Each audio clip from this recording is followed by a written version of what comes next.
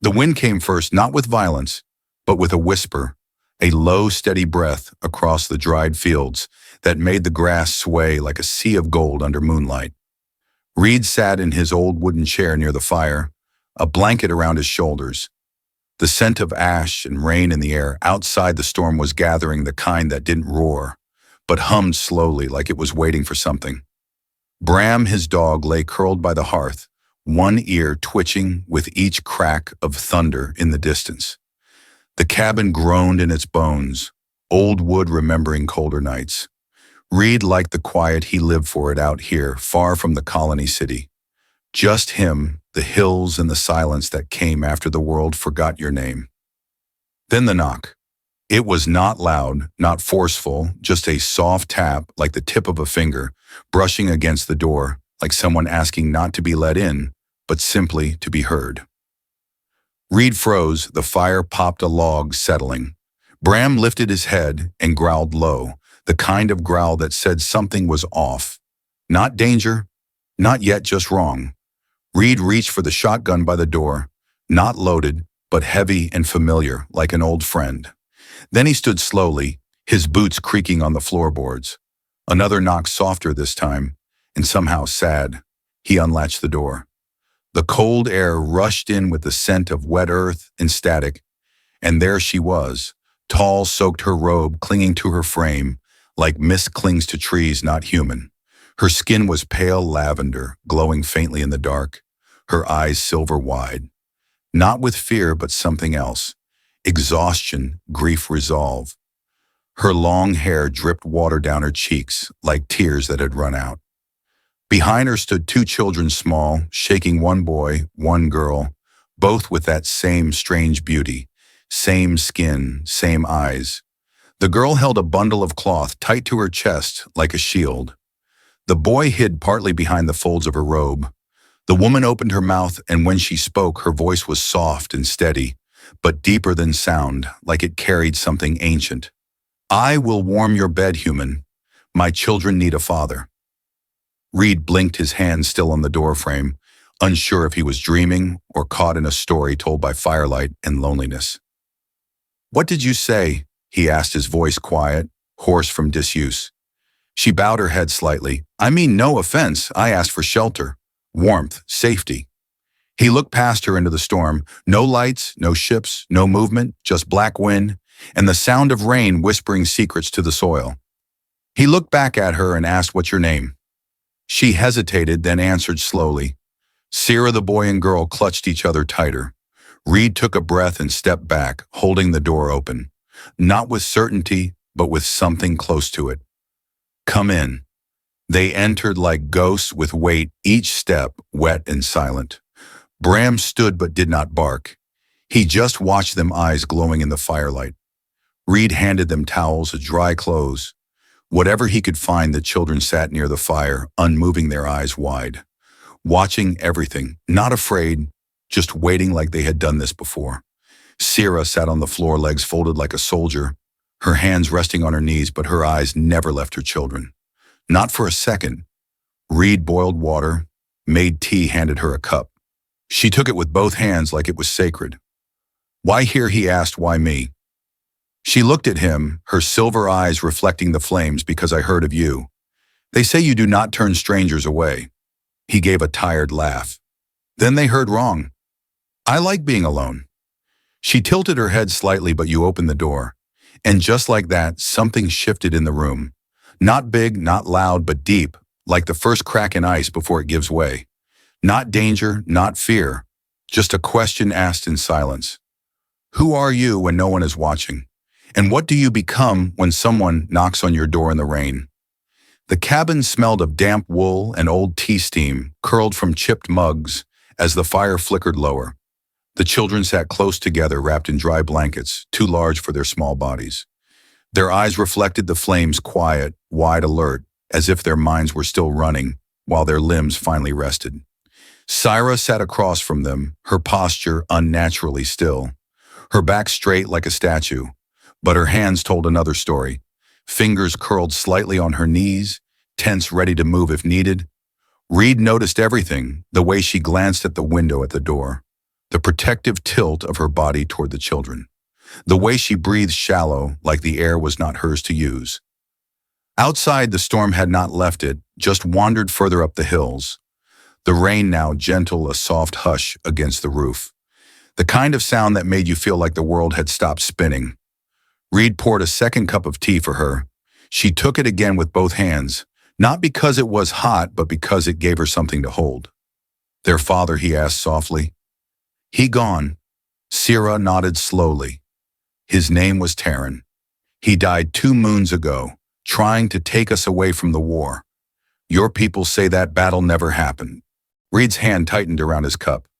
What do you mean? We ran to Thros, a moon between borders. He wanted peace. We just wanted quiet. But the ones who found us, they were not yours, not mine. Just soldiers without a name. They called themselves cleaners. They killed him in front of us, burned everything. Her voice didn't break. Her eyes didn't close. But something in the room darkened anyway. Reed said nothing, just listened. The children didn't react, not even a flinch. They had heard it before, maybe too many times.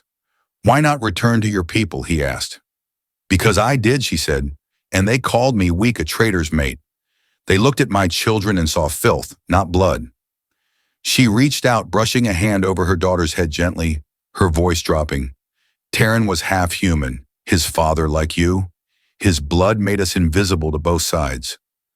Reed leaned back, feeling the weight of her words. A mother exiled from her world. Children rejected by both theirs and his, and now here, sitting on a floor in his cabin by a dying fire. So your kind doesn't want you and mine doesn't even know you exist. Sierra gave a small smile. Bitter. Tired we are between walls, we don't belong anywhere. But I heard about you, she looked up. Really looked. I heard you once took in a dog left broken by a mine. Fed him, kept him warm. Reed glanced at Bram snoring near the hearth, his gray fur rising and falling slowly. He bit me twice first week, he said, still has a scar. Sierra lifted an eyebrow. I do not bite. Reed laughed not much, just once, a sound like gravel cracking in his chest. And she smiled just a little, not with lips but with eyes. The boy stirred his blanket, sliding off one shoulder. He reached for her. No words, just motion. The girl, more curious than afraid, crawled closer to the fire, then turned to Reed. Are you the human? She asked. He blinked. Yeah, I guess so. You're taller than I thought, Sierra gave a soft, scolding look. Nia, do not be rude. It's fine, Reed said, I get that a lot. The girl giggled, a quiet sound like something half remembered. They haven't laughed in weeks, Sierra said, barely a whisper. Reed looked at her, her face bathed in firelight, her robe now drying slowly, and saw for the first time that she wasn't just surviving, she was enduring like a mountain under years of rain. He stood slowly, found an extra blanket, tucked it around the kids, added another log to the fire, then turned to her. You can stay the night, tomorrow we'll see. She nodded once, her voice firm. That is enough. Outside, the last of the storm brushed against the hills and passed inside. The warmth lingered not just in the fire, but in the silence, the kind of silence that follows choices not yet understood, but deeply felt. It had begun with a knock, and now it continued with a quiet agreement between two people from two broken worlds under one fragile roof. The sun rose with a kind of caution, like it was unsure if it was welcome here. Light filtered through the crooked wooden blinds, casting thin golden stripes across the floor. The storm was gone, but its memory clung to the earth the way perfume lingers on skin.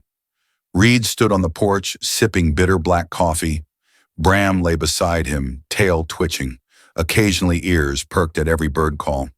But otherwise still Reed's eyes were distant, watching the hills as if they might speak. Inside the cabin, the fire had gone out, but the warmth remained. Sierra sat cross-legged beside the children, who still slept, one of them, gripping her sleeve. Even in dreams, her silver eyes were open, unmoving, her breath slow. She looked like someone who had forgotten how to relax. Reed turned from the porch, stepped inside, boots thudding gently on the wooden floor. She looked up, didn't speak. He nodded toward the stove. I'll fix something. He cracked 3 eggs, found some bread, sliced thick and dry, but still good. The aroma of cooked yolk and toasted crust soon mingled with the scent of fresh dust and dog fur. Simple food, but real food. When he handed the tray to her, she took it carefully, almost reverently, as if this was a kindness she hadn't expected. "Eat something?" he said. She nodded, breaking the bread slowly. "Thank you again. You don't have to keep saying that I do. No one else ever let me in." Reed sat opposite her. His chair creaked under him. He took a long sip from his mug and studied her. Her skin, now dry, looked almost luminous under the soft light. Her face was tired, but it held a grace that came from endurance, not beauty. "You said their father was half human." "Yes, Taran, he was strong, gentle when he wasn't afraid." He smiled easily. She paused, then added, "He died defending us. Your people don't know that battle happened. They erased it because it was easier than admitting their mistake." Reed's brow furrowed again. That word erased kept bothering him. He looked at her hands, calloused. Not like a princess, not like a soldier either, something else, maybe a survivor. "So what now?" he asked. "What happens to you if you stay?" Sierra looked out the window, her voice low. "They will hunt me if I return. They will arrest me if I am found here. I have no place." "You've got a shed out back," Reed said. Not joking, but not serious either. "A place to stay if you want." She tilted her head, curious. "You trust me?" "Not really," he said, "but Bram does," at the sound of his name. The old mutt stirred, stood up and wandered over, sniffing Sierra's hand, then licking it once, slow. Deliberate. Sierra's eyes widened slightly. "I fed him scraps from my plate. He looked hungry." "He's always hungry," Reed said, "but he doesn't lick just anyone." "Then I passed the test." "You did," he said quietly. The children woke, not with cries, but with slow blinking. Kyle sat up first, thin arms stretching. Nia followed, tugging the blanket higher. Sierra smiled at them, not big, just enough to light the room. Later that day, Reed opened the shed behind the cabin. It was filled with rusted tools, dust, and forgotten things, but he cleared it out, made space, laid down 2 old mattresses, a portable heater, and a box of clothes that hadn't fit him in years. "It's not much," he said, "but it's dry and it's warm." Sierra stood at the doorway, the children peeking behind her. "You did not have to do this, I know." Then why? Reed looked up at the sky clouds drifting slow across blue. "I've been alone too long, and now I'm not." That night after the kids had fallen asleep in their new makeshift room, Reed stood by the window sipping tea. Sierra stood beside him, her arms folded, eyes fixed on the stars. "Do they always feel this far away?" she asked. "They do, until you find someone to share them with." She turned slightly, her gaze falling on him. "And you have." He shrugged, maybe. She looked down at the cup in her hands. "You ever going to ask me what I really am?" "Not tonight," he said. "You're tired and I'm not ready." She nodded once, then whispered, "Thank you for giving us a place that doesn't run away." Outside, the stars hung low, and inside, 2 strangers stood in silence. Not searching, not explaining, just existing together for the first time in years. The shed had become more than shelter. Now it pulsed with something gentler than survival. The air was warmer, not from heat, but from the sound of children laughing. Faint and fleeting like a melody only the wind could catch. Nia and Kale sat in the dirt outside, using sticks to draw wild shapes across the soil. One of them looked like a sun, the other something like a heart. Reed watched from the porch, his boots caked in dust, one hand holding a mug, the other absent-mindedly rubbing Bram's ears. The dog groaned content, his tail thumping like a heartbeat. Inside the cabin, Sierra stood still as a shadow, her hands outstretched over a bowl of water, steam rising slowly, twisting like breath in the air. She wasn't cooking, she wasn't cleaning. She was remembering. When Reed stepped inside, she didn't turn. "You ever going to tell them the whole story?" he asked one day. She said softly, "When they are ready, when I am ready." Reed placed a kettle on the old stove. The flame caught quickly. He leaned against the counter, arms crossed. "What are you really, Sierra?"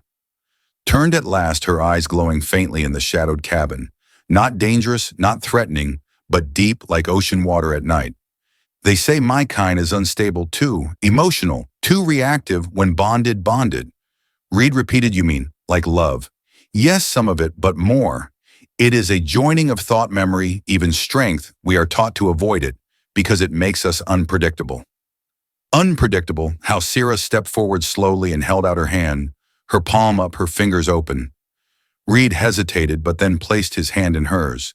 The touch was soft, not electric, not jarring but real, like slipping into warm water.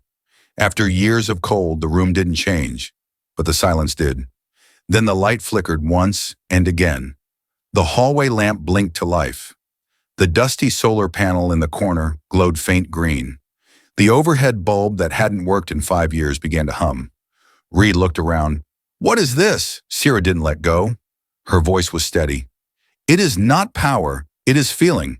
We are conduits, not weapons. When I feel safe, when I trust, I become more."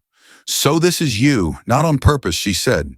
Just by presence, Reed watched the lights pulse gently, as if the house itself had begun to breathe a slow, rhythmic beat, like a second heartbeat inside the walls. "You're like a living battery." Sierra smiled softly.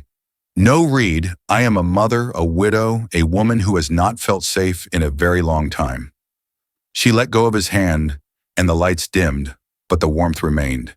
It filled the room without heat, like memory, like the comfort of something that didn't need to be said. Reed stared at her.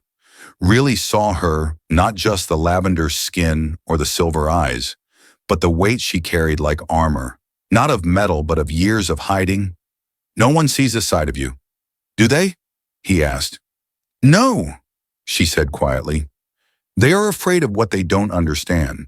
So was I, and now I'm not," he replied. "Then you see me," she said, a whisper, no louder than the crackle of the fire, and for the first time in too long it felt like someone did. That night Reed didn't sleep in his bed. He sat near the window, her hands still in his, both of them watching the stars as if daring the sky to blink back. Outside, nothing moved, but inside, everything had. Morning came with a strange quiet, the kind that felt too still, too calm, like the world was holding its breath. Reed fixed the fence near the east field. Bram barked at a bird, then lay back down like he had done enough for the day. Inside the shed, Sierra boiled water while the children played nearby. Their laughter rose like birdsong, dancing above the dust and dry earth. But peace never lasts. By noon, a sound broke the calm engines low. Heavy, not fast, but deliberate. A shape appeared over the ridge, sleek, dark, humming through the air, like a blade through water. A black government transport hovered above the gravel road before settling near the cabin. Dust billowed sharp and dry. Reed froze. Instinct told him everything he needed to know. These weren't neighbors or travelers. These were people who came with papers and laws. The kind that didn't ask questions, just took things away. The door hissed open. 2 men stepped out. Suits, crisp boots, clean eyes that didn't blink behind them. A woman followed holding a scanner, the kind that didn't just detect metal, but life things that shouldn't be here. Reed wiped his hands on his jeans and walked toward them, slowly, calm, but ready for something he couldn't name. "Something I can help you with?" he asked, voice low. Measured, the taller man looked down at a data pad. "John H. Ward," he read. "That's me," Reed said flatly. The woman raised her scanner. It beeped once, twice, then flashed red. She turned to the others. "We have a match." "Match for what?" Reed asked, jaw tightening. The second man stepped forward. "Unregistered biological minors, non-Earth origin." He said clearly, like he was reading from a manual. "They're children," Reed said, his tone. "Steal now, they're refugees, they're illegal," the woman corrected, "and they're not yours." Before Reed could answer, the cabin door opened. Sierra stepped out slowly, the children behind her, clutching the sides of her robe, their faces pale, their eyes wide with a fear that said they remembered this kind of arrival. The agents raised their hands. "Don't move," said the first man. "Please," Sierra said softly. "They are not soldiers. They are my heart." The woman turned to Reed again. "By law, she cannot claim parental rights without species authorization. These minors are unprotected. They will be taken to holding Sector 3. Reed stepped between them. He didn't shout, didn't lift a weapon. He simply stood there, arms crossed, eyes firm. "Not today," the taller man blinked. "Sir, that's obstruction." "Then arrest me," Reed said. "You'd break the law for them. I'd break your law for them," he answered behind him. Sierra didn't cry, but her eyes shined wet and quiet. "John," she whispered, "don't." "Too late," he said, never taking his eyes off the agents. The woman stepped forward, voice cold. "We have orders, so do I," Reed said. "From who? From my conscience." She hesitated, then narrowed her eyes. "You'll lose your land. You'll lose your status. I'll keep my soul." The first agent reached for his belt. Bram growled sharp and loud. The children flinched. Kyle whimpered. Nia gripped her mother's hand. Reed raised his own, not in threat, but in truth. "You want a war, you better bring more than 3 of you because this house doesn't let go of the people it loves." Sierra stepped forward, her voice steady. "We will not run anymore. You can take my past, but not my children." The agent paused, then tapped her comm dispatch standby. A long pause, the kind that tasted like smoke. Then a voice crackled through her earpiece. "New orders, higher clearance requested. Do not engage." They froze. Reed watched them, his breath slow, steady. The lead agent looked at him one last time. "You've made yourself visible." "About time someone saw us," Reed said. They turned without a word, boarded the transport, and lifted off, dust trailing behind them. But what they left behind was not fear. Not this time, it was defiance. That evening, Reed sat on the porch steps, his coffee untouched. Sierra sat beside him, her hands in her lap, her voice quiet. "You shouldn't have done that. I did it anyway. Now they'll come back stronger. Let them." She turned to him, her eyes searching. "You don't even know what we are. You're a mother, that's not all. You think I care what your DNA says. You think I care what your paperwork says." He pointed toward the shed where 2 children slept in a nest of blankets. Their heads closed, their hands touching. "They're safe, they're smiling. That's enough for me." She reached out, gently took his hand. He didn't pull away. "They've never had a father," she whispered. "I've never had a family," he said. And under the stars far above them, a satellite blinked awake. A name lit red. John H. Ward, hostile guardian status. Watched. And somewhere across the void, someone said quietly, "It has begun." The next morning began like any other, but the air had changed, not heavier, not darker, just deeper, as if the world now carried memory like a hidden stone, tucked under every step. Sierra was in the shed, gently brushing Nia's tangled hair, while Kel stacked stones into awkward towers that collapsed with soft frustration. Bram chased moths near the porch, his old legs stumbling but full of purpose. Reed stood by the water pump, fixing a rusted hinge, but his mind wasn't on the bolts. It was still stuck in last night, in the way Sierra had held his hand, like it was something sacred. Not because it was strong, but because it had stayed. "You're quiet again," Sierra said, walking toward him later that morning, her robe dusted with red earth, her voice low. "I'm thinking about what? About what I've become, what I'm supposed to be." He didn't meet her eyes, just stared at the sky. Too blue, too wide, too full of questions. She waited, then spoke gently. "You're distant again. I just need time." She nodded. "I understand. I didn't ask for any of this either." Reed turned away, walked around the side of the house, his breath shallow, his chest tight. It wasn't fear. Not really, more like weight, a pressure pressing from within. "I'm not ready for this," he muttered. "What is this?" Sierra asked softly from behind him. "This you them a family. I don't even know how to be a father." "Neither did Terrence," she said. "When our first child came, he just stayed. That was enough." Reed paced, circling the edges of the yard but not going anywhere. The wind picked up, loose leaves danced across the dirt. His thoughts spun just as wildly. "I'm not like him." "No, you're not," Sierra agreed. "You're still here." He stopped, then turned quickly, his eyes sharp but not angry, just overwhelmed. "I didn't ask for this." "We didn't ask for war," Sierra said, "and we didn't ask to be hunted. But here we are, still breathing, still choosing." She walked away back inside, leaving him alone. An hour passed, maybe more. The sun higher now, the shadows shorter, but Reed hadn't moved. He stood rooted, like the old fig tree in the yard, unable to choose a direction. Then panic hit like a fist. The yard was empty. The children were gone. He rushed to the cabin. "Sierra, where are they?" Before she could answer, a small voice called from beyond the shed. "We're here." He followed fast, breath-catching heart pounding behind the fig tree. Nia and Kale sat drawing in the dirt with sticks lines, spirals a circle around a sun. "Don't scare me like that," he said, dropping to his knees. Nia looked up serious, her silver eyes calm, but old. "You were going to leave." Reed froze. "What?" "You looked like our father did the night before he left," she said, eyes like heavy moons.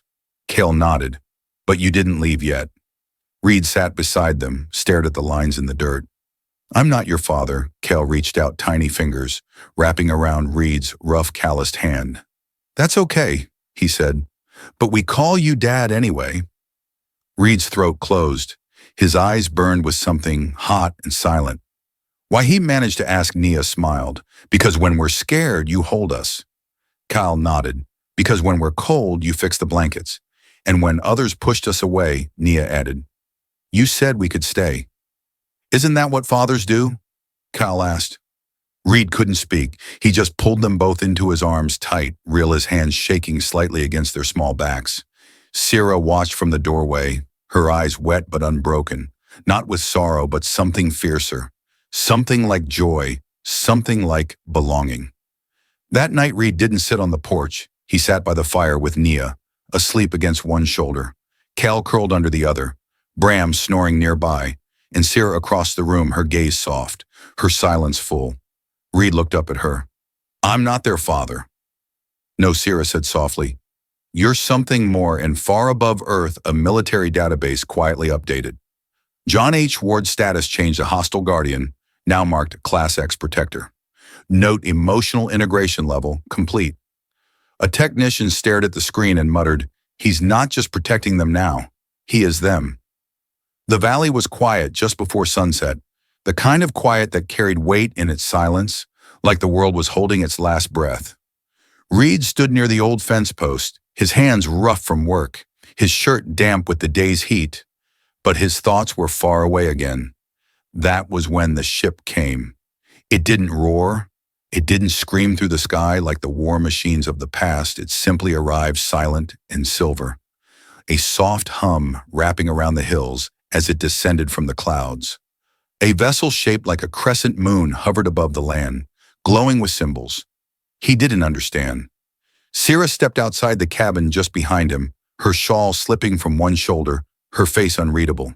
"It's them," she said, "my people." Reed nodded slowly, figured as much. The children ran out, Cale gripping Nia's hand.